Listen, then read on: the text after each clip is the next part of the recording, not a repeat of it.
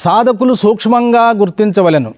ధ్యానము జ్ఞానము, ధ్యానము ఉపాసన, జ్ఞానము వస్తు నిర్ధారణ స్వరూప స్థితి.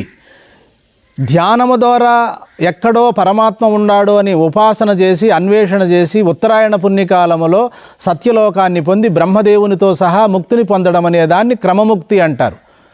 జ్ఞాన మార్గములో ఇప్పుడే ఇక్కడే బ్రతికుండగానే తాను దేహం కాదు, మనసు కాదు, బుద్ధి కాదు, చిత్తము కాదు, వీటన్నిటినీ తెలుసుకుంటున్నటువంటి ప్రజ్ఞానం బ్రహ్మ, అహం బ్రహ్మాస్మి, తత్వమసి, అయమాత్మా బ్రహ్మ అనే మహావాక్యముల ద్వారా వెంటనే సద్యోముక్తి అనగా వెంటనే ముక్తిని పొందడము. ఒకటేమో క్రమముక్తి, మరొకటేమో సద్యోముక్తి, జీవన్ముక్తి. ఈ రెండూ కూడా వేదమే ప్రమాణం. ఉత్తమ మధ్యమ మందమాధికారుల కొరకు దయతో వేదమే మనకు 3 తరగతులుగా చెప్పినది. వాస్తవముగా విచారిస్తే పరిపక్వత దశలో ఈ 3 కాదు, ఉన్నది ఒకే ఒక తత్వం.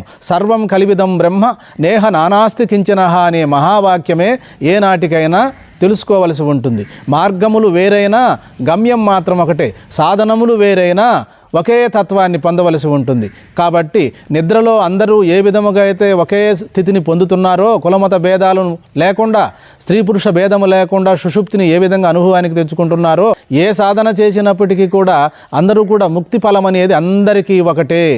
సాధనములో భేదమే కానీ మోక్ష స్వరూపములో మరి ఆ యొక్క బ్రహ్మ అనుభవంలో మాత్రం తేడా లేదు. కాబట్టి అందరూ కూడా మరి ముక్తికై ప్రయత్నించడము ఇదే కట్టకడపటి జన్మ.